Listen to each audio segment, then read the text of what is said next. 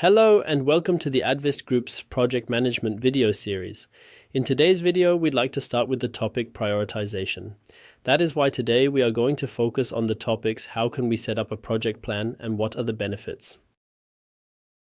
In principle, the criteria can always be categorized within our magic triangle, where time, cost, and quality are thoughtfully calibrated against each other.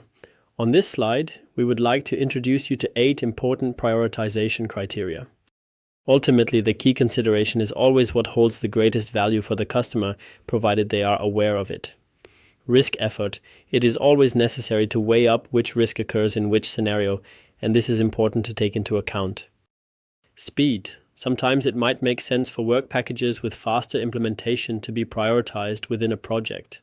Strategic importance of the project. For example, other strategic projects could be preferred to our project and thus gain greater value within the company. Margin or profit often decides on prioritization. Analysis effort, costs of implementation, amortization time. When comparing different scenarios, the payback period of a measure is crucial. It's important to know how long it will take for the investment to pay for itself.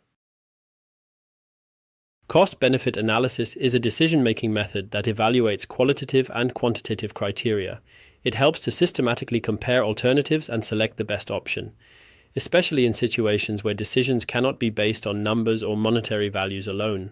The method is based on assigning weights and point evaluations to different criteria that are relevant for a decision.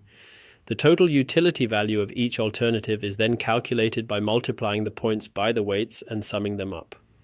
The alternative with the highest total utility value is preferred.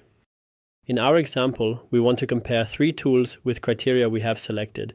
To do this, we have selected the following criteria: cost, usability, functionality, risk, and analysis effort. Subsequently, each tool is awarded in a range of 1 to 5 points, where 1 is low and 5 is high. After the points have been awarded for each tool, a weighting comes into play around the criteria that are important to us accordingly. The points are then multiplied by the percentage weighting and we get a result at the end. Tool 1 has the highest score of 3.1, just ahead of Tool 3. We have reached the end of the video, in which we have learned the possibilities for prioritization. Thank you for checking out the content. We look forward to welcoming you back in our next video.